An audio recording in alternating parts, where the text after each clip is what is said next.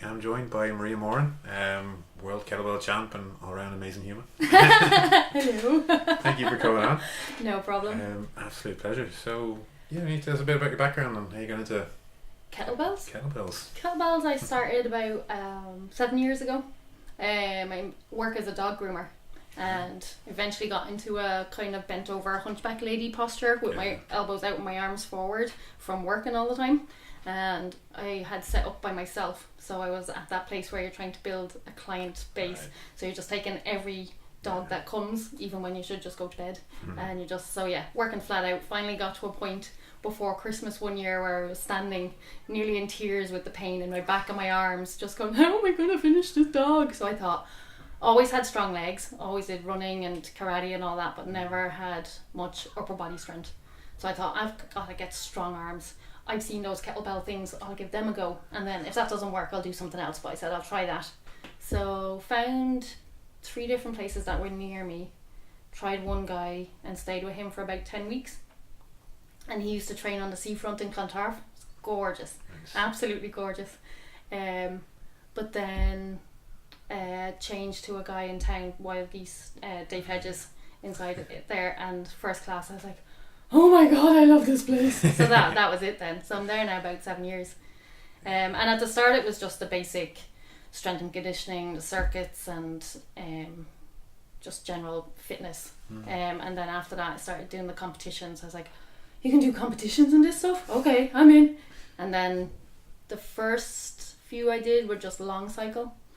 And that was fine. Did a few of them, maybe 2 years of competing. But like in Wild Geese, so a lot of the kettlebell clubs that we'd meet, say when we're competing, that's all they do in their club. They don't do kettlebells for sport or fitness. They just do the competition stuff. Whereas in Wild Geese, it's all about the strength and fitness, and then the freaks who want to do kettlebell sport, they stand in the corner and everyone goes, what are they doing?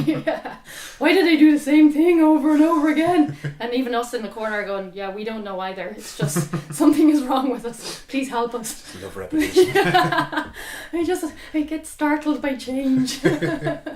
So did about 2 years of comps, but in that, that's a good while ago now. There was only 2 comps a year then, and they were both 10-minute comps. Now there's 6 or 8 comps on the Irish calendar, and there's 5-minute, 7-minute and 10-minute. So I sort of think I'm lucky that I start with the 10 minutes, because nothing's ever worse than that. A lot of people start with the 5-minute and then think, how could I do that again? How could I do double that? That's insane. I did 2 years, then probably faffed around for 2 years just doing marathons and running and lots of different stuff, and then thought, what will I do? And I was like, I'm really rubbish at snatch. Absolutely hate snatch as a lift.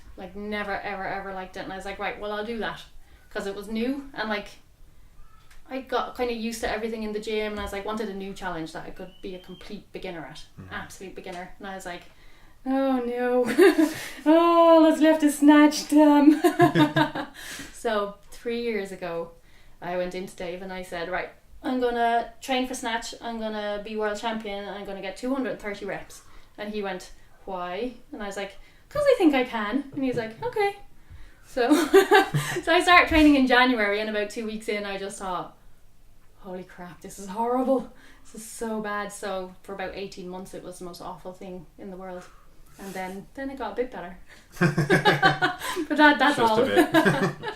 So when I started the comps again 3 years ago, women were only allowed snatch internationally, because the Russians thought that if the bell touches our bodies, our ovaries will fall out and we'll get breast cancer.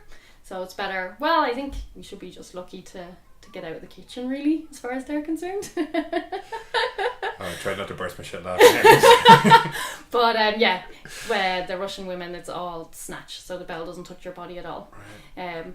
But that's changing now. So the first year I started, there was long cycle trials with clean and jerk, and no one died. So they thought, right, you can have that as a lift then. So the second year I was at it, you could do snatch and long cycle. And I was like, brilliant, because long cycle was my lift. I love that lift.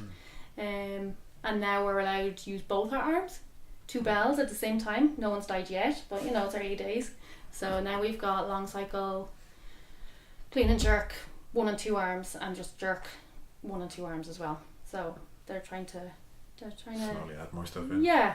Well, I mean, like, that's the Russian side coming into the centre of Europe, and on the American side, they're all doing that stuff anyway. So, you know, if the Russians don't change, they're just going to get left behind, I'd say. Are the like American competitions very different, or? They're allowed to do all the lifts. They've been doing them for a long time, and like the Norwegian ladies, they'd be really strong at the clean and jerk, especially 2-arm clean and jerk. They'd be brilliant, you know. So they've been doing it for years, and none of them have died of breast cancer related, kettlebell related breast cancer. Parts of them just fall off from lifting kettlebells. Yeah, well, yeah, that's what they thought. I guess, like, you know, people had a lot of misconceptions about the body, you know, in the past. It's a weird one. Like, 'cause I mean, I like growing up, I loved history, still do, and like one of my biggest inspirations in training is like looking at old time strongmen and women. Yeah. And like you're looking at these people, and you're just like world records are still to be beaten, you know, 200-300 years ago, and yeah, you've seen women like juggling crazy, like, you know, 90 kilo kettlebells and stuff. You're like, what? How are you doing that?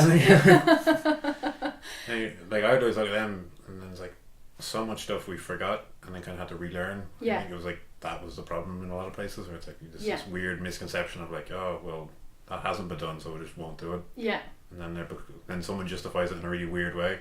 Yeah. Like, I'm sure, like, yeah. Well, I mean, I've had cousins and stuff say, oh, well, you know, I'm such and such an age now, so I should stop all that running around and playing football and quit the soccer team and all that. And I'm like, because you reached 35? It's even more of a reason to do I don't understand this logic. Like, you know, fair enough if you can't because of your life circumstances, but just because, you know, at a certain age you're supposed to sit down and be a sensible adult. I'm like, what is that? You know, someone who just sits politely in nice clean clothes. So. I'm sure the one you probably constantly get is, oh, weightlifting will make me bulky and overly muscly and all this. Massive I am.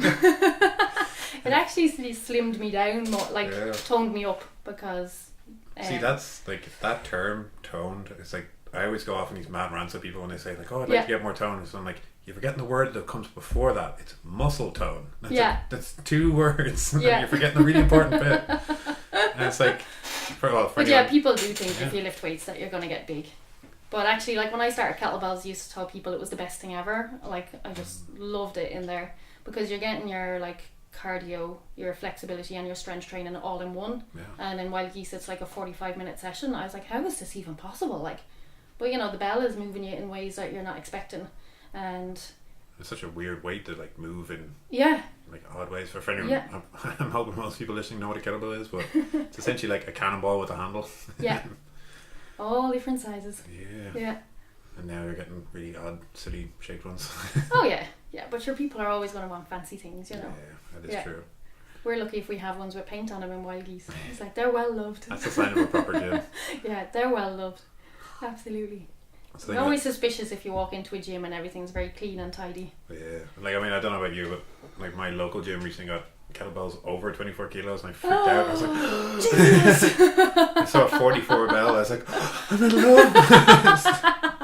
They might not let me lift it. I say to if people, I walked in and picked it up, would they be impressed? I was even considering getting one of the, the handles you can plate load. Just to do heavier swings. So I was like, finally, someone got a heavier bell. And then it's the training, and like I had one of the guys in Wild Geese trains in a different gym.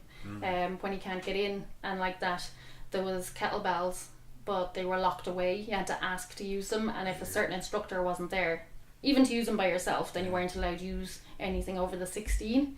And this is a guy with us who's doing get-ups with 36s and 40s, you know, in our place, and he's like, no, I know what I'm doing. They're like, no, you can't have it. You can't have the bell. It's like, that's a baby weight for me. It's like, no.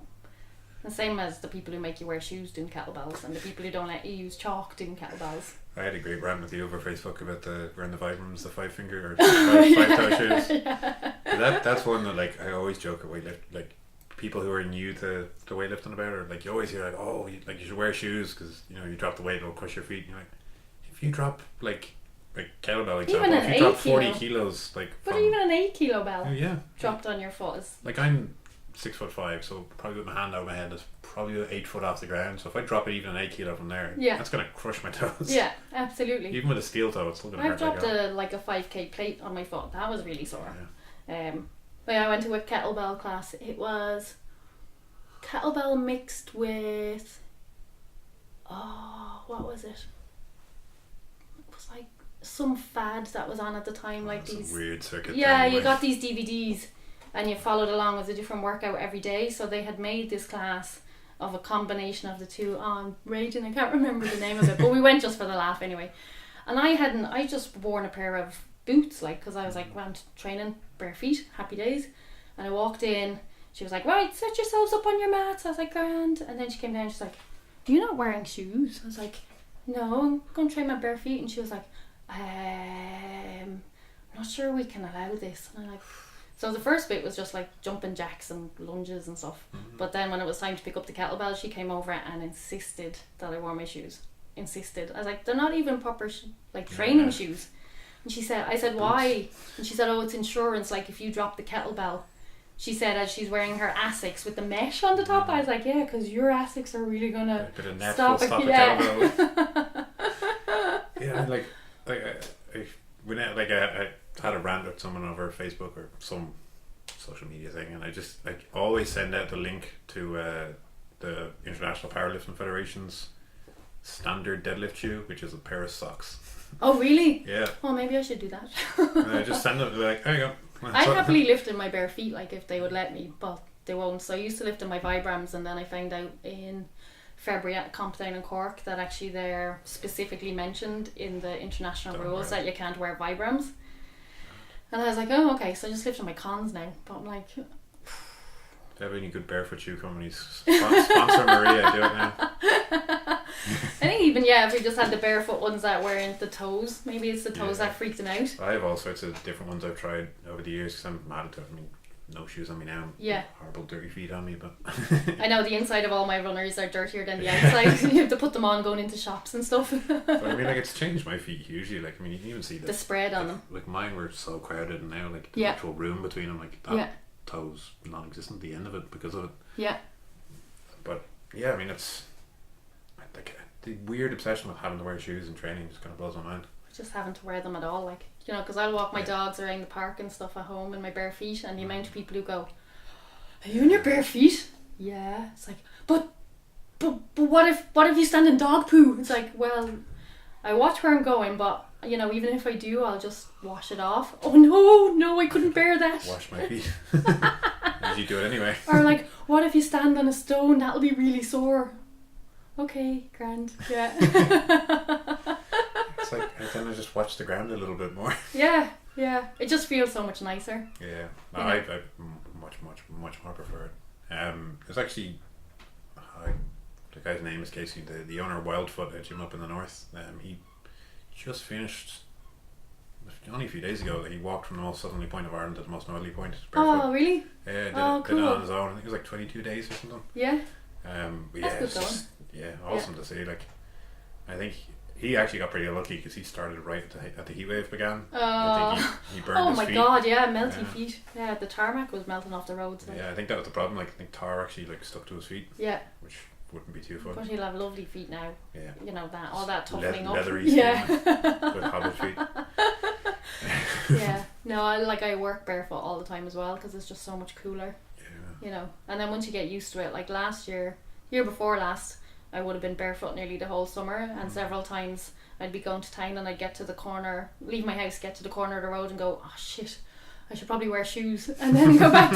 I got so used to it that I just walk out of the house with no shoes and not even realise. Yeah. But then when you put them on, your feet feel so hot. Yeah. You're like, I have to get them off. First possible opportunity. So now working with dogs, you're just juggling them around with the. Yeah, well, I have an electric table, but I never use it. I just deadlift the dogs onto the table. I'm like, oh, there's a bit of training. Sure, that's great. Get the reps in. Yeah. It's like, just put me on the table. No, I have to do 10 up and down, up and down. The bigger, the better. Giant Great Danes just in you up. Yeah, it's cool. It's good fun. Yeah. So yeah, it did make me stronger anyway, the kettlebells. But my arms are a lot stronger. But then you learn so much more stuff as well, don't you, when you start training? Yeah, like, I mean, my kind of first two loves in training were kettlebells and kind of gymnastics. Yeah. I kind of diverted more down the gymnastic route just because I saw how ludicrous it was a man of my size doing it, so I was like, fuck it, I'm going to do that. Because it always makes... Because you insist on wearing the leotard. It's- That's really what it was. Well, I don't know. Some people love it. Some people hate it. Like I always laugh when people see me do like front splits or something. They're like, "What?" And they're How like, are you "Oh." able to do that? They're like, "Oh, you were always flexible." I was like, "Yes, me and my little petite gymnast frame." All those years of ballet when I was a young boy. So you have a tutu as well. Oh, I like it. That's just for me though. Special alone time. Yeah, that's the one thing I love about like all these different forms of training is that they really kind of like break the mold when you actually do them. People see the results of it. Yeah, Like- I think people are very. I think only certain types of people can do certain things, and if you're not strong, you can't get strong. Or if you're not flexible, some people just are flexible, or some people just are strong. It's like Weird attitude. no, because like I would have started with athletics when I was 14, and when I started first and I tried to touch my toes, my hands barely went past my knees. Yeah. Um, I mean, I was the same. yeah, just zero sort of natural flexibility. But like it's no problem now, so you can gain all of that stuff. Even if you're at a place where you've got a hunchback, I had a hunchback and totally arched forward and still trying to work my way back out of that. But you know, pretty much everything is reversible. Yeah. You just need to start working on it. And then the question I always ask people, like, they're like, "Oh, I'm not strong, flexible, whatever," and you're always just like, well, "How often do you practice it?" It's like, It's like, shut up, you! I don't. I just wanted to be there, you know. There's that great comic strip where we send people where it's like oh, it goes up to an artist and it's like, "Oh, you know, well, you must be like born with natural talent for painting," and it's like, "No, I practice." It's like, "Oh, I just don't understand how you do it." It's practice. "Oh, it must be a God-given gift." It's Yeah. practice. Yeah, I'm some sort of like, you know, divine Yeah. being that's just able to do kettlebells. Like, no, I would, like, even when I first started the snatch and I was rubbish at it, like really poor at it, but I had the misfortune in some ways of the first competition I did was the nationals and I won that. So I was like, I went in, I was like, oh, okay, I think it was a slow year. So I think all the people who were really good at 16 kilogram snatch had moved up or weren't there that February. So it starts with 16 and then moves up to 24. Is it? If you want to lift internationally, then there's amateur and professional for the men and the women. Right. Amateur women is 16 kilogram and professional is 24 kilogram. Right. And the men start at 24 and then professional is 32 kilograms. In Ireland, at any of the competitions, you can lift any weight.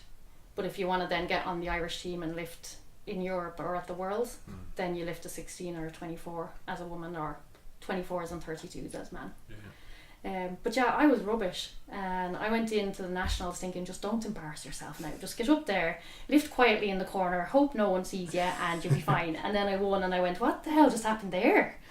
Okay, grand. But then that qualified me for the team, so I was like, should I go to Europe for the crack? Same sort of attitude. I was like, Scarlett for me going to Europe with my really bad snatch technique. It's like horrendous, hated it, like can't emphasize how much I hated it for the whole first 18 months, and thought hopefully I'll be like on one of the end platforms, because they put us up in groups of 6. Everyone has their own judge, you get 10 minutes to do as many reps as you can, and for the single arm lift you can change hands once. So I was like, hopefully I'll be like down the end and there'll be someone really good over there and everyone will watch them. So I was like, just get up there, don't embarrass yourself, and then come home, and sure, won't that be a lovely day out? And then I won that, and I was like, what just happened there? I got like a 41 rep PB. I was like, just take it really steady, and holy crap, how am I winning? Shit, I don't know. But like, there was no point me saying, I'm really bad at this, I need help, this is horrible. Everyone's going, but you're winning, it's great. Like, no, but you're really good if you're winning everything. It's like, no, I'm really bad at this. I don't know where the other people are, that's all. So it was a weird thing that first year. Just slowly kind of get hammering at it for next year. Yeah, I sucked at it for the first year, and then the start of the second year I did a course down in Wexford with a girl called Alexandra Vasileva. She's a Russian lifter, and the girl who runs the Rosselair Club had brought her over and did a weekend of workshops, and I was like, oh, go down and see what she has to say. And she just had so many tips and stuff that I found useful, and presented it in a way that I really got, and I was just like, oh my god, okay. So I came home with all the information, and then it's a case of trying to slow down enough to start using some of the things, you know, because you just want to keep doing what you were always doing, but you need to like stop, step back, practice all of the things separately, and then try to do it when you press go on the timer and you start going, lift the bell really fast. So started applying some of her stuff and tried to make that more of what I was doing naturally. And that really helps, because she just kept going, relax, relax, relax, do nothing, don't do anything on purpose except the hand insertion, because snatch is like tricky. It looks like really simple because the bell just goes from the bottom to the top, and you're like, yeah, it's not. It's not. It's really technical. There's like 5 or 6 parts to it, and each of them has, you know, several different ways you can do them, and you have to figure out what's right for you and your body and your brain. And oh god, it was just so frustrating. But she just kept going, relax, do nothing, let the bell do the work, and she kept saying this over and over, and I was like, oh, I've been trying way too hard. So then just got really lazy, and things started to feel a bit easier. And then I read Phil's book, Unraveling, Phil Greenfield, and same sort of thing, letting go, letting your skeleton support you. And I was like, well, yeah, if you're using your muscles to hold the bell up, that will work for a certain amount of time, but then you'll fatigue and you won't get all of the reps. Whereas if you can let your skeleton hold you up and use your muscles in a minimal way, then surely that means more reps. So that's what happened then, all of that sort of coming together. Doing a bit of qigong standing practice, you know, getting really settled in my body, because I was like up really high and forward and like constantly tense, really anxious, really like woo hyper sort of person, and then to like turn into this just relaxed blob thing. I was like, I think I'm dead inside. This is the contrast between the two was just, for about 2 months I was like, why would anyone do this? This is horrible. But then like I sort of knew it would come good. But yeah, those 2 months were weird, where it was just like, I feel nothing, because it was used to being hyper and crazy, and then that was gone. I was like, whoa.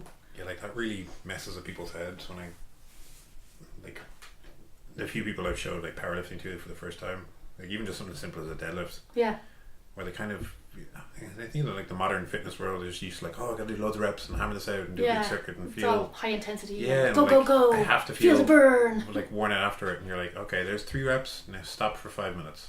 And they're like, what do I do? It's like, you're like, nothing. Really? What will I do for the 5 minutes? Will I do plank and push ups? Have a sit down, have a chat. Have a little stretch if you want, but that's it. Just like, do what you need. But that's like the mindset of everything. That's not just fitness. Like, it's go all the time. But I don't understand. Like, someone pointed out to me recently, like, if you went to any shop on a high street, if they were serving something that was crap quality but they had loads of them, most of the time you'd probably be like, nah, go to the shop with the high quality stuff. Whereas you go to a fitness place, it's the complete opposite, where they're like, oh, I just want loads of quantity, I want loads and loads of stuff, and the quality doesn't matter. But they're not. I think people aren't really going, they don't know what they're after. So they live their life at a really fast pace, and like achievement led, and to stop means that you're not trying hard enough or you're not achieving enough, but they don't realise that there's no way to achieve enough. So you're always pushing, always going forward, always wanting more. You know, you set a goal, you go, right, I'll earn enough to get that car, and then you get that car, and then that's not good enough and you want more, and it's constant treadmill of going forward. And then sure, that's exactly what they're going to want when they do fitness as well. It's like, how about maybe all that's wrong? It's like, no, don't break my brain.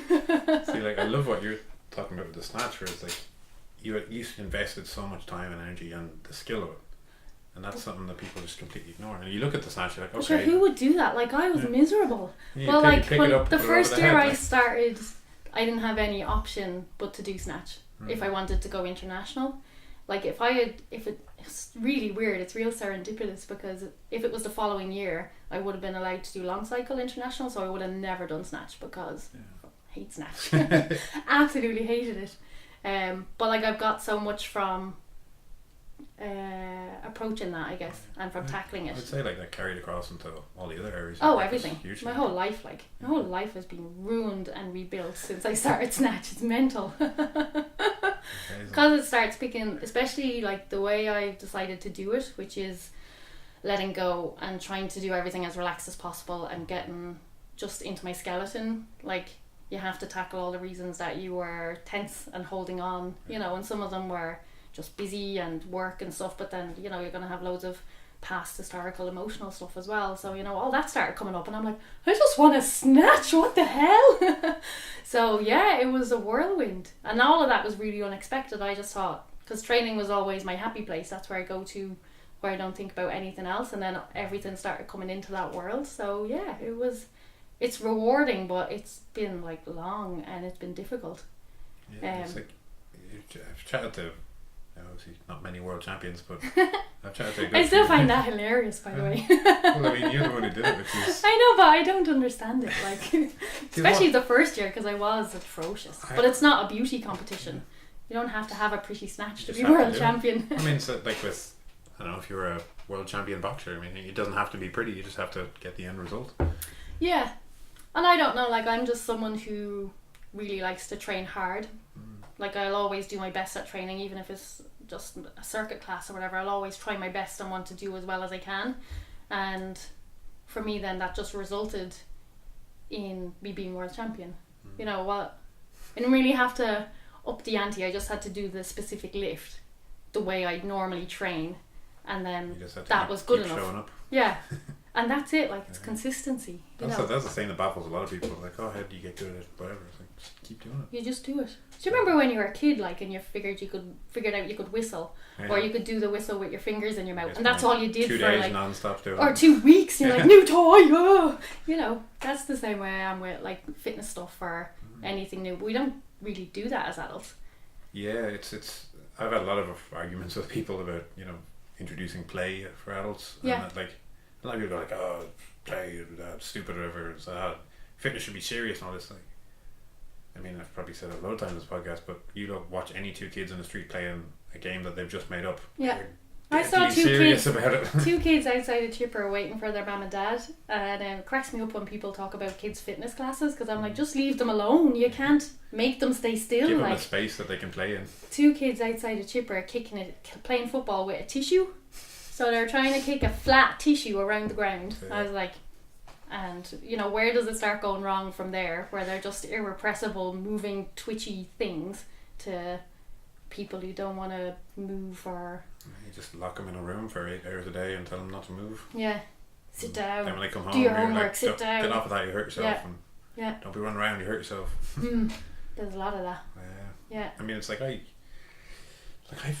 played more now as like in my late 20s than I ever did in my teens or my childhood. Like, Yeah. I mean, But do you like, think people get more embarrassed about it as they get Oh, yeah. older? I think Or they think they should be competent at things. So you think, I am X years old, I'm an adult, so I should be competent. So it's too weird for them to go back to being a beginner and to have that, I don't know what I'm doing, I'm really shit at this. Like, that's the thing. the Like, embarrassment. I don't think like a lot of adults aren't willing to be shit at something. Yeah. And That's really restrictive though, unless you've been a really busy kid. but it's the thing, like in most fitness classes, for example, if you go in, like you just said, right? For anyone who doesn't know what a snatch is, you get a kettlebell and you pick it off the floor and you put it over your head. Essentially, that's it. But 18 months, probably a lot longer for you to like not even perfect that skill. I'm sure you probably don't feel that's It's still perfect. changing all the time, but like the first 18 months, I felt like anytime I got on the platform, I had no idea what was going to happen. I had no technique that happened every time. No bit of the lift was the same each time I trained. You know, I'd get a bit of the drop and I was like, oh great, that's one bit sorted now, and the next day I'd go in and that'd be totally different, and you're going, just couldn't get a handle on it at all, you know. But I'm like, really stubborn. If you look at like a regular circuit class, I mean, none of the movements that are being done usually require any form of skill. Yeah, you need it to be like it's achievable just for anyone. Jumping jacks or whatever. Yeah, plank lunges, that sort of thing. Yeah. But even then, it's like I've had to do boot camps and stuff for people, and like I tend to lose a lot of people at the beginning because I'm like I always work to the people who need it the most in the room, because the person who can bang out like 100 push-ups, I can just leave them in the corner and go, you do your 100 push-ups. Yeah. The fellow who can't do one, or lady who can't do one, they're the ones who need the attention. But it's also like you need to work your way up to it, because like it's a thing that annoys the crap out of me, that sort of circuit stuff where it's like, you know, like, oh, do 100 push-ups. I was like, but I can't do one. Yeah. Like, it's like, we'll do a half of one on your knees then. Yeah, and it's like, well, that's never going to get you to the full push-up, and that's it's taken that skill element out of it. People don't view fitness as a skill for whatever reason. Like You look just at take it something for like granted, do you? Do they, like, from the time they're kids? But I mean, you look at something like an example, because I do it all the time. But like you look at handstands, people go like, "Oh yeah, that's definitely a skill," and you go, "Well, why isn't lifting a kettlebell lifting a weight?" Yeah. Like it's the exact same idea. Like you know, it takes a lot of skill and effort and time. Yeah, I think people aren't that familiar with kettlebells still. Like I still have neighbours coming up going, "Are you doing any more cowbells?" He's like, "Yeah, I still play with cowbells." More cowbell. Yeah, I've had them called all sorts of things, but you know, yeah, I don't know. I think like the body weight stuff probably is a bit more like that, you know, where people just assume they should be able to do it, but actually, if you haven't had to coordinate your body in any fashion for the last maybe 10 years, you know, people might be surprised when the last time they did something was, you know, apart from... Or if they do it properly. Yeah. That's something that winds me up. Yeah. You lose those skills really, you know, anything that you don't do, you lose. That's the thing, I mean, like, any of that stuff, it is just a skill, but like if you're just like, oh, well, like you said earlier, the classic one of, oh, I'm too old for that or whatever. Yeah. Like, I mean... Or I can't do that, you know. Oh, you could do it, but I couldn't do it. It's like, well, I remember when I started in Wild Geese, like, I was going... I'd look at Dave, who taught the class, and, like, obviously he's using all the big weights, and he's well able to do everything, and when I started, I couldn't press an 8 on my left-hand side. Like, my left arm was so weak, just was going nowhere. But I remember looking at him going, well, he's got 2 arms, 2 legs, and a head. I've got 2 arms, 2 legs, and a head. So if I train, I could do what he does. Now, that's a bit optimistic. But I was like, there isn't really any reason. And he was the first coach that I trained with that didn't have the discrepancy between men and women. You know, the boys do this and the girls do that. Like, I did karate and they said that stuff. They said everyone's just a karate cal. Once you come in, you put your suit on, we're all the same, but still the girls got to do push-ups on their knees, and, you know, the sparring was different for us and all of that sort of thing. So you're going, yeah, okay. But with Dave, it was like, I remember the Saturday class, we used to have to do 1-arm swings, so 5 left, 5 right, as part of a circuit. And I'd been working on them for weeks, and I was like, finally, I was going, I'm doing a 32 today. Yeah, so like everyone's just working away, and I'm in my own little planet, and I got the 32, and I did 5 left and 5 right with the 32 1-arm swings, and I was like, put it down, and I was like beaming. I was like, oh my god, I just did it. One of the other guys went, he looked at me, looked at my feet, saw the bell, looked at me and went, did you just swing that? And I was like, yeah. And he was like, both sides? I was like, yeah. And he was like, Jesus. And then Dave walked past and he's like, what's going on? And Owen said, she just did the 32 both sides. And Dave was like, why wouldn't she? And walked off. And I was like, asshole, like, tell me I'm amazing. But actually, he wouldn't have told any of the boys they were amazing for doing that. So it was just totally, you have 2 arms, 2 legs and a head. Just get on with it. Like, no reason to not do it. Yeah. And that's like, you know, all the barriers just come down then. There's very few places that are like that. Yeah, it's very, very few. And I think a lot of, I don't know, it's like a weird culture. You like praise people a bit too much, or to like pander to people. It's a balancing act because it's individual to the person. Like, I will work harder. Like, I don't like the sergeant major. Rah, rah, rah, my granny can do better than that. I'm like, fuck off, train her then. Yeah, you know? like, I mean, but then if you're really nice to me, I'm not really going to work as well as I can. So see, people are saying to me like, oh, you're going to shout at me, you're going to do this forever. I'm like, no, if you don't want to train, don't come to me. Yeah, like, you're here voluntarily. Yeah. Like, I'm not forcing you to be here, and I don't want to pay to babysit you. And I don't want you to pay and me look at your moany face either. You're like, oh, why am I doing this? It's like, because you're paying me to be here. Like, that's why. Yeah, people say I should be a personal trainer. I'm like, no, because I just couldn't deal with that. Like, people were coming in going, I don't want to be here. I was like, well, don't then. Like, I have no people. I mean, I make that very clear. It's probably why I don't have as many people.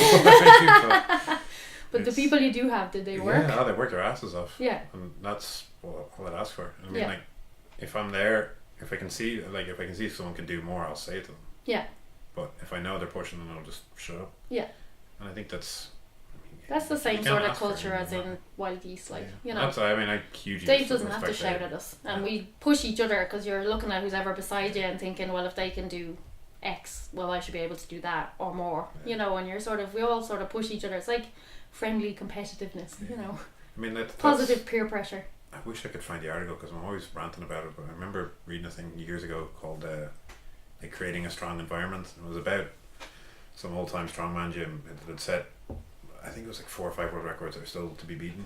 Yeah. Some of them were like really weird lifts. I remember one was like 2,500 pounds, and it was like a basically like put a platform on your back, bent over at the waist, and just like stand like straighten your knees. So kind of like that. Oh wow. And then just do that. And just stand up. Yeah. With like 2,500 pounds on your back. So like sure, that would snap your spine. like no one would be allowed weird. to do that now without a high vis and a whistle. But it was like all these people were breaking these records. And it was like a really small gym in the middle of nowhere. Yeah. And people were like, oh, how are they all doing it? It was like, because people were just flocking to this gym who were it's interested all in positive reinforcement. Like if you're...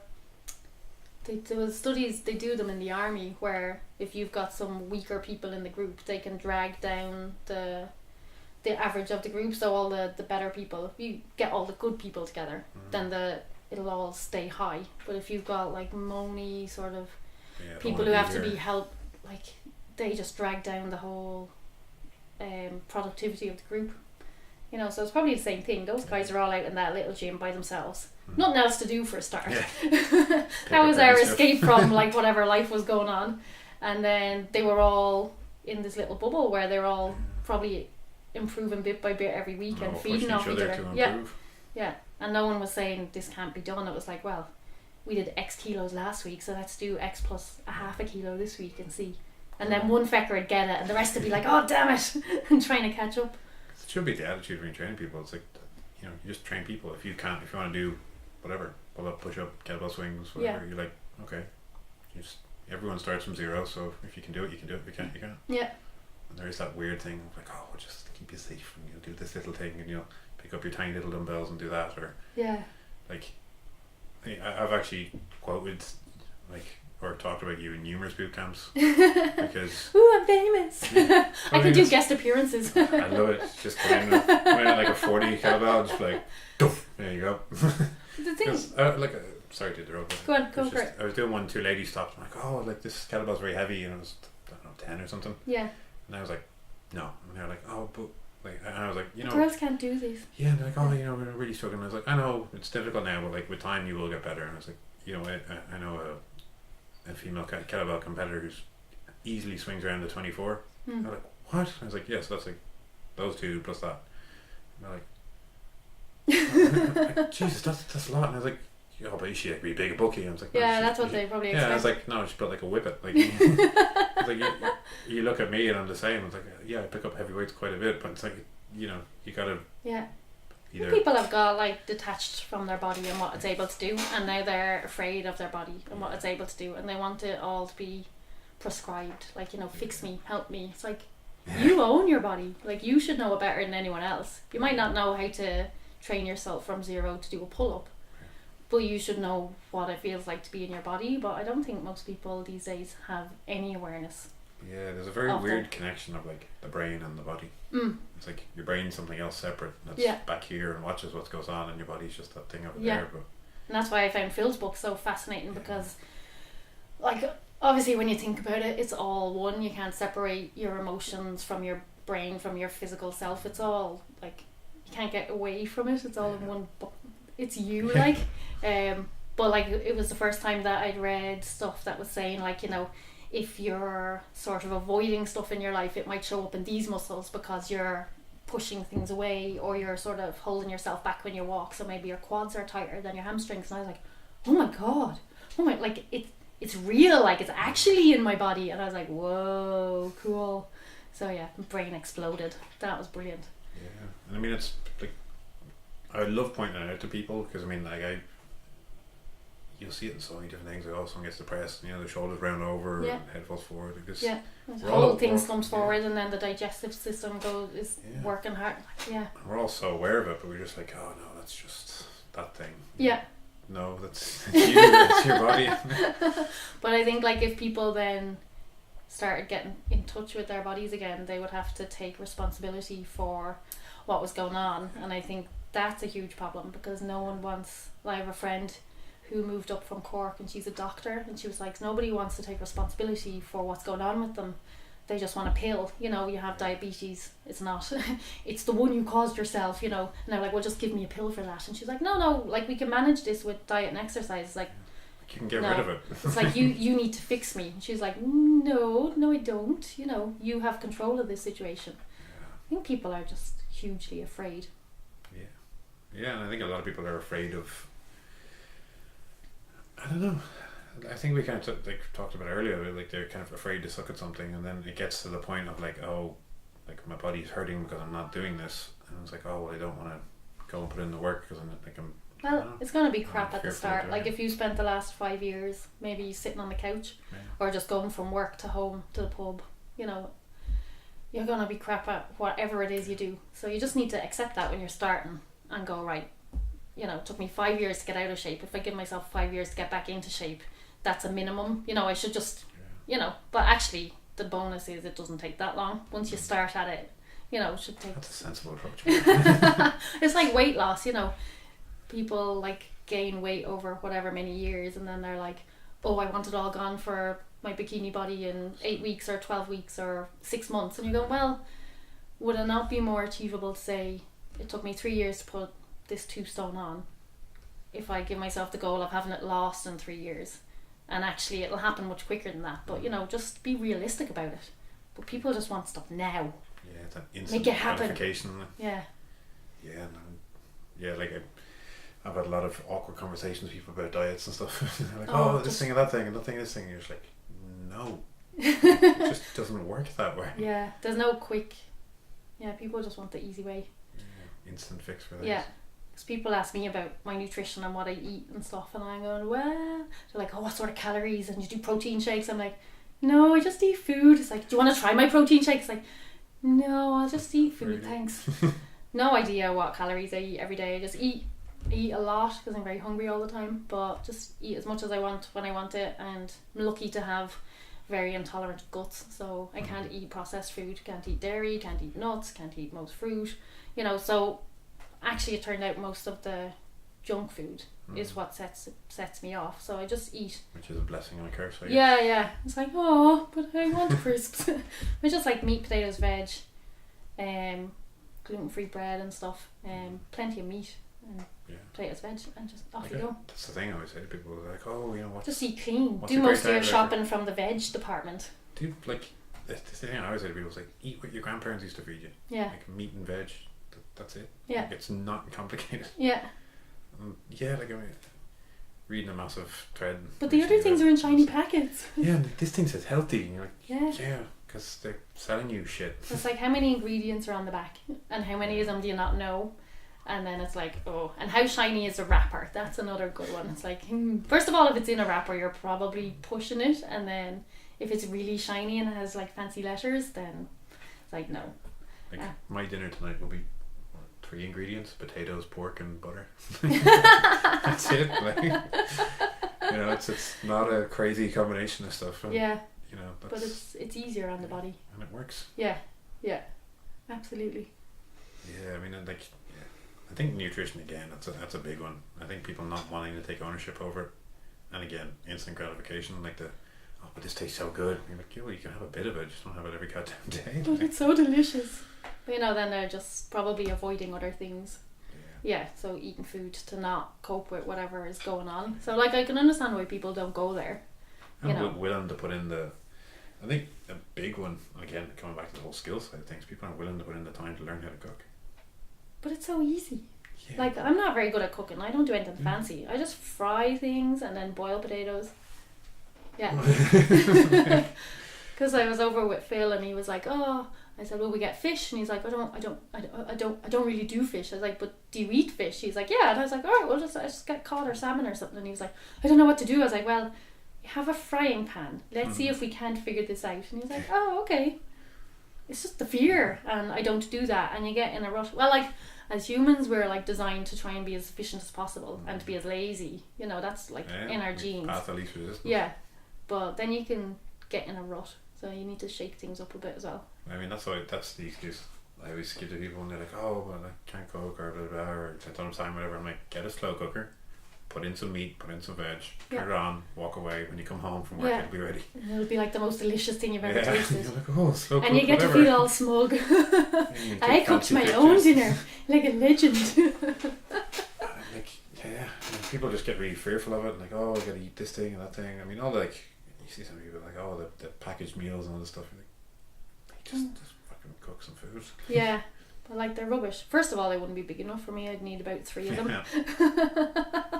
I'm like, where's the rest of it? Yeah, it's like, this isn't half a kilo of meat.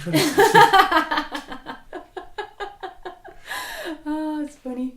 I always find myself scouring like menus in restaurants and stuff. I'm like, oh, what has the most? What's the most? I'm gonna get an extra chips. Yeah, lovely. Yeah. My main treat would be chips because they're delicious and I could easily live on them forever. But like, there's not much else that I can eat that feels like a treat, so I don't deny myself chips. I probably wouldn't, like, if I have 2 portions a week, that's fine. Yeah. That's not a problem. 3 some weeks, but you know, nothing is bad in itself. Yeah. So eating chips is not bad, or eating cake is not bad. Eating all of the chips and all of the cake is bad. Yeah, all of the time. Yeah. Yeah, I mean, that's one of my buddies summed it up really well. It's just like quality and quantity. That's like the 2 biggest things in your diet. If you're eating crap stuff all the time, and you're eating a lot of it, then obviously it's going to have an effect. I mean, you understand. Like, I think everyone understands it. It's just actually applying it. But you don't want to actually have to like put it into practice and say no, you know, because you're an adult and you can eat ice cream for breakfast if you want. Damn it. I want to put the effort in.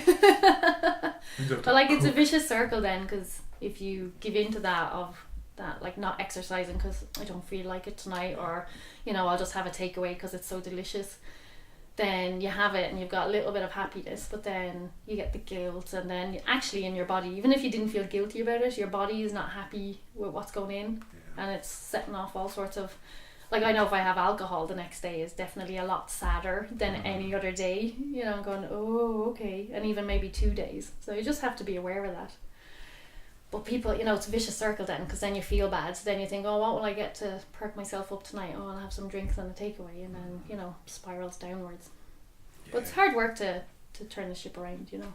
Yeah, well, I mean, it's just accepting that you need to do it. Yeah. But then again, I mean, like I've had extended family and all that who are like, oh, you know, doctors told me to do whatever, and like, but I'm not gonna do that. I'll be fine. You know, like, why did you go?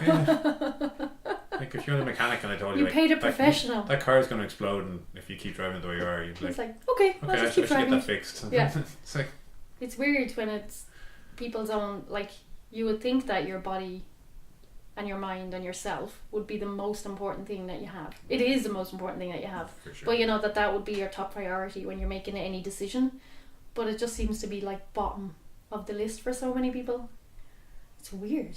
Yeah, I mean, that was like, for me, I was always tall, lanky, gangly, and really awkward. Yeah. And I think that was why I ended up loving kind of training so much, because I mean, I grew up in not rural by most standards, but in rural enough Ireland, and like most of the sports I had were rugby and football, and that was it, and I hated them. I still do. Didn't really like them. Like, I played rugby later and stuff, and did enjoy it, but like it was like hurling and football, and that was it.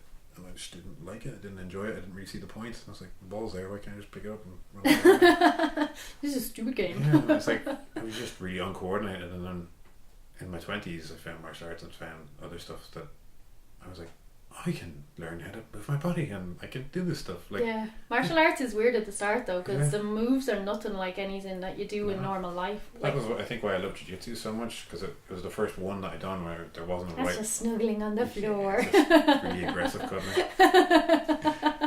But it was like the only one I'd ever done where there was no wrong or right. It was like, there's better ways to do things, but if it works, it works. And I was like, this is brilliant.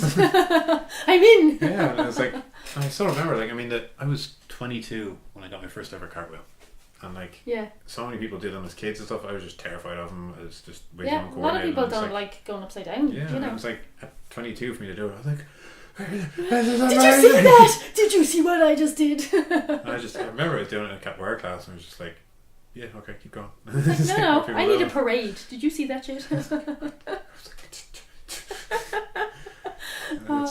Like, just thinking about it now, I'm like, why wouldn't you do that? Like, I don't know, it just blows my mind when some people are like, oh, I've always wanted to do this thing or that thing. You're like, why aren't you doing it then? It's like, I had that with a girl at training about 3 months ago, I guess, and she was like, oh, I've always wanted to do a kettlebell competition. I was like, oh, there's a 5 minute coming up in 2 months. oh yeah, but sure, like I wouldn't be able to train for that now. I was like, actually 2 months is really long. It's only 5 minutes, so you have plenty. Actually 6 weeks would be perfect.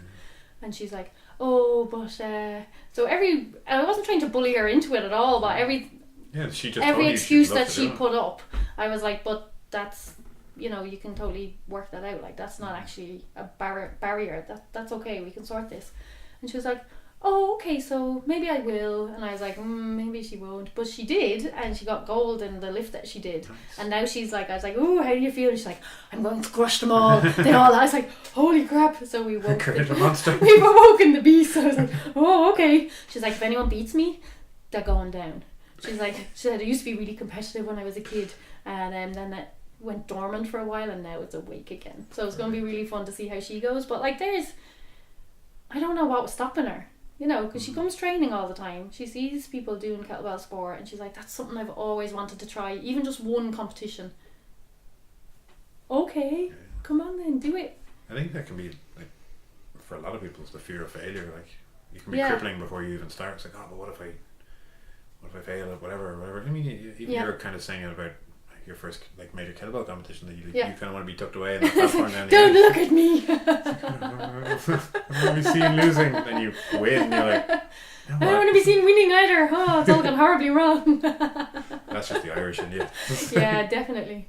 But it was like, you know, when I started training the snatch, and I was thinking like, because I'm athletic and I'm coordinated, and I never really had a point in my life where I stopped doing some sort of sport, so I never really got too badly out of shape or disconnected from myself. But I just thought it would be like most other things, where I either get it straight away, or I have to try a little bit hard for a little while, and then it all clicks, and then I'm just magic at it. But it wasn't. It was horrible for ages, and I was like, what is wrong here? I was like so curious about what was going wrong, and was it possible for me to figure it out, that I kept doing it. That's why it was really confusing the first year when I won, because I was like, but I'm really bad at this. Do you not have to be good to win? No, apparently not. Oh, okay. You just have to be better than your competitors. Yeah, better than whoever else is there on the day. Yeah, it's a weird one. Yeah. I'm still really confused by that. I still don't understand that I was European champion that first year. Because they gave me the medal and everything, and I was like, okay, thanks. He came home and there was like this huge party and everything, and I was like, okay, doesn't feel like it should be me. It's like real disconnected from it, because I was like struggling so much with it that didn't seem possible that you should have that sort of outcome until you were good at something. Yeah, like I think a lot of people kind of feel it was like overwhelming, you know. That's kind of a hallmark of someone who will be good at that pursuit, that like you feel, oh, I gotta be constantly improving, constantly better than. Yeah. Well, snatch is good for that, because there's always ways to improve it. I mean, you can still, like 3 years later, and first year all I did was snatch, so 3 years later I'm still going, what if I do this? Oh, what if I do that? And still tweaking and like doing videos and going, oh, why am I doing that there and not there? So yeah, it's like a Pandora's box once you open it. Speaking of competitions, the Worlds are in Latvia in October. Nice. So the qualifiers for them are in September down in Kilkenny. So even though I did the qualifiers for the Euros and did the Euros in May, you have to re-qualify again for the Worlds. It's like 2 separate competitions, which sort of keeps your level up during the year. Like, you can't just, if I didn't have to do that, then I could have qualified in February to lift in October. I was like, yeah, sure, we'll just trust that you've been training all year. So yeah, I started training back about 3 weeks ago for the Nationals, which are the first weekend of September. Right. And so it's kind of like 2 months, kind of normal block to go with for. About 8 weeks lead in. Yeah. Like, I'm always sort of at a certain level of fitness, but I didn't really do much competition stuff since May, because I was just burnt out and tired and stuff. And it was weird when I came home from Budapest. I was like, I could go training tonight. I was like, meh. I was like, oh my god, I think I'm broken. I never say meh to training. So I knew I had sort of 6 weeks where I didn't have to do anything. So I just sort of enjoyed myself and trained when I wanted and did a bit of running and think about the competitions and the way I do them anyway, because I want to do my best. Everything becomes about that once you start on your training program. So you have to sleep right, you have to eat right, your nutrition, every decision you make. The first year especially, I was like military precision over it all. Every decision I made that first year was based on, will this help me do better at the competition? You know, do I want to go to cinema? Not if it's after 6 p.m. because I won't get home in time to be in bed asleep by 10. You know, this sort of stuff. Yeah. Which was great, and it all worked out really well. And like, I don't have any injuries. My body's in pretty good shape. You know, from a destruction from your sport point of view, it's like, it's fine.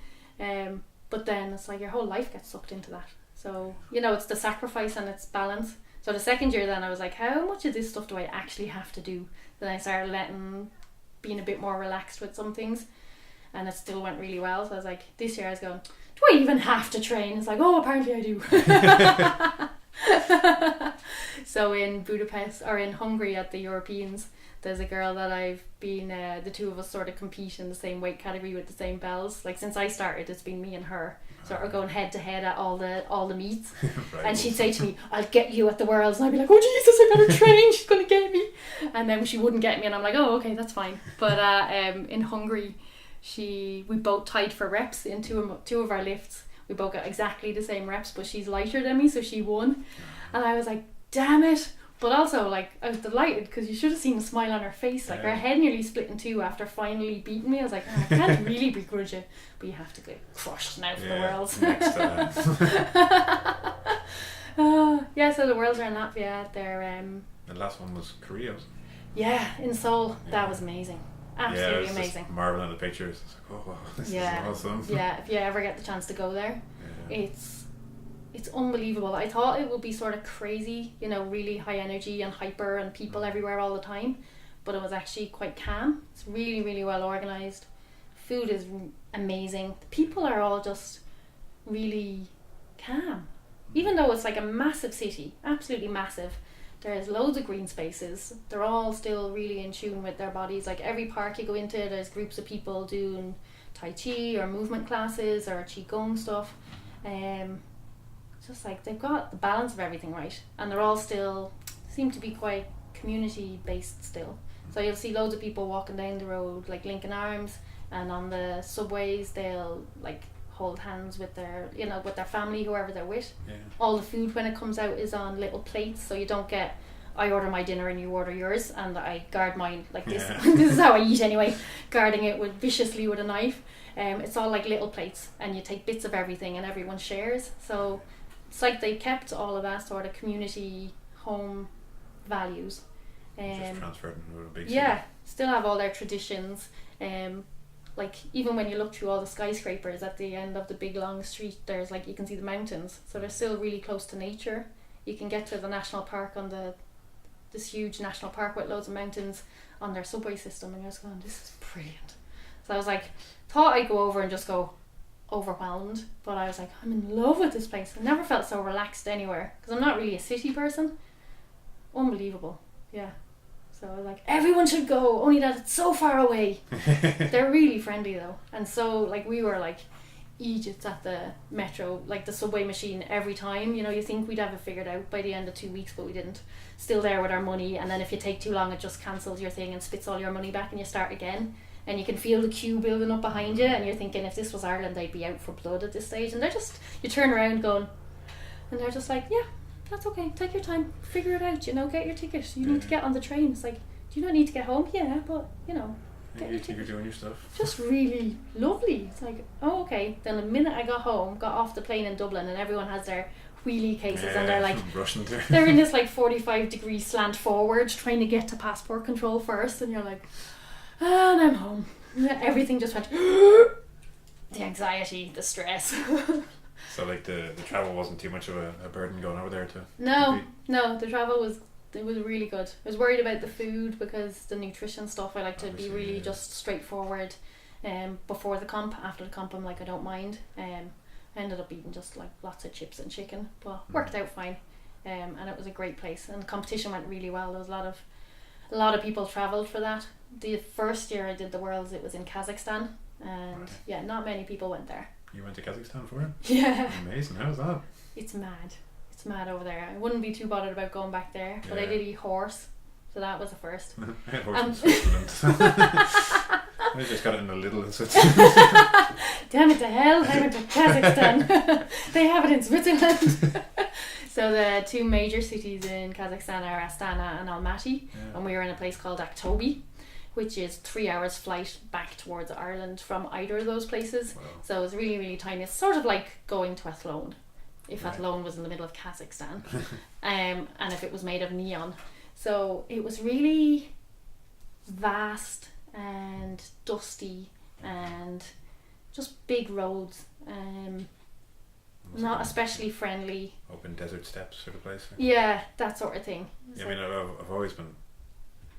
I think that's kind of one of the weird bucket list things, is go visit all the stands and just see what they're like. Yeah, I've heard people doing all of the, doing a tour through all of them. It's like, why have you been to all these places? But then it's like, the more research, it's like, alright, you can't go to this one, you can't go to that one. Yeah, I think you just bribe people at the... Yeah, I'd say most of it. But Yeah. then it's like, someone like me, I don't think I'd be really the most inconspicuous person going through this country. Well, we got like sort of arrested for jaywalking the first day. So when we got there, they had got all these kids from the college to act as our chaperones. So they were called the Yellow Jackets because they all had yellow rain jackets, and it was like, anywhere you want to go, you just ring this number and we will send like a yellow jacket to your hotel and you can be escorted, and they made out like they were just being really friendly and helpful because we did them the great honour of visiting their country, but actually I think they like abducting foreigners over there. They didn't want to scare us. So, of course, myself and my friend that had come with me, we went out. We're like, oh, we'll just go to the shopping centre. We could see it from our hotel, so we're like, we'll just walk over there. That's fine. And crossed one of the roads. Of course, looked like complete tourists because we didn't look like them. And two cops went, oh, come here. And we were like, what? And it was like, you're not allowed to cross the road like that. And we're like, oh, we didn't know. And they were like, show us your passports. And we were like, oh, crap. So they put us in the back of the car and drove us to the police station. And at this stage, they still had our passports. And I was like, this feels really weird. And no one really knows where we are, what's going on. So we just sat outside the police station for a while, and they talked a lot in broken English at us, and Sean was trying to say, oh, we're here to do kettlebells, and he was like, not understanding, and Sean had his kettlebell hoodie on, so he was pointing at kettlebells, and he was showing pictures of the lifting, and the cop said to him, are you doing kettlebells, to Sean? And Sean was like, no, and he pointed at me, and he looked at me, and he looked at Sean, and he just went, ha ha ha, puny man. So yeah, they basically just rang some woman who could speak better English, and she said, oh, you both need to pay whatever it is, 5,000 thing, which was about, like, it worked out about 20 quid between us, which wasn't, and they drove us back to the shopping centre and then made us pay another 20 quid, and then they escorted us ride over. and escorted us into the shopping centre and made sure we were okay, and we were like, oh my god, what just happened? But like, they could have just driven us anywhere. So we just never left the hotel again. I think that was the safest thing to do. How did you do at that competition? Well, they had transport arranged for the competitions and stuff, so that was okay. But very serious. Like, there was no messing. At the competition was like this enormous hall, with big stands and steps up into the stands, and they had like police at every set of steps. And some of them had like fluffy hats and fancy outfits, that's just what they wear over there. And one of the girls said, well, we ask him if we can have a picture with his hat. I was like, I'm not asking him, because I've already slightly been arrested, and there's no fun. No fun at all. It's very sort of oppressed, or... Yeah, I'd say like ex-Soviet bloc nation, and now kind of trying to... You just like watching yourself all the time. And even they do a relay event at the end of the competition. They're always really good fun, as they put all the teams up together. So it's 5 men, and they get up one by one. They get 3 minutes each to do as many reps as they can and put the bells down, and the next guy comes on. But it ended up being Russia versus Kazakhstan for the final, and Kazakhstan had been way behind. It was like something from a Disney movie, like you'd never believe it. And then the guy number 4, Kazakhstan, closed the gap down to something really achievable for the last guy. And of course the Ireland team were just like, come on, we were clapping, we were stamping, and then that got the whole place going. Kazakhstan won, and it was amazing, and there was like cheering and crying and hugging and all that. But at the end, this little Kazakh girl came over and she said, thank you so much for clapping. It was like us doing that. We weren't going to be arrested en masse, so it gave them permission to sort of break out and show emotion and a bit of... I was like, oh, you just don't know how lucky you have it sometimes. The Yeah. weird freedoms that we have. Yeah, so yeah, Kazakhstan was okay. Seoul was much better. Yeah, Kazakhstan's just a weird place to go to. Yeah. I think that's actually a nice little spot to wrap up on. Cool. So any Excellent. training tips before we go? Just do it. Just go. No matter how, I like it. no matter where you're starting from, just start. Yeah. And just accept where you are. Don't be too hard on yourself. And anything that you do is going to be better than not doing it. You know. And if you're having a shit day and you go back a bit, don't worry about that. You know, don't beat yourself up. Because like, I always think we don't have to do this stuff, we get to do this stuff. So in 50 years time, when I'm either in a nursing home, not able to move, or I'm lying in a hospital bed and I'm sick, I'd give anything at that point to have a day in this body to be able to do what I want, go where I want. And I'll be just thinking, God, if I just had the chance now, I wouldn't be bitching about a 3-minute snatch set with a 20. Like, you know, you're going, oh, how lucky I was. You know, so you just sort of, I fast forward to that point and go, if I was in a hospital bed right now, I'd give anything to cycle my bike back home. Yeah. Instead of going, oh, it's like 4 miles, my legs are tired because I trained this morning, it's all very sad. You know, just, it's perspective. You don't have to do it, you get to do it. And it's a privilege, and not everybody has that. Even to just be able to go outside and not have to be brought by someone else, you know, to have the use of your body, it's phenomenal, like. So then you just move your body every way you can every day while you can. Why the hell not? Because when I'm a crazy old bat sitting in a nursing home, I want to have loads of stuff to think about. Yeah. You know, I can think back on all this stuff and go, I was in Kazakhstan, and they'll be like, oh, the crazy one's at it again. She thinks she's world champion or something, you know, and go, fucking am world champion. Bastards. I did eat. But that stage would be multiple times. So yeah, I think just do it, because you'll regret it when you look back and you can't. Nice. Excellent. Thank you so much for coming on, Maria. No worries. Absolute pleasure. Thank you. You're welcome.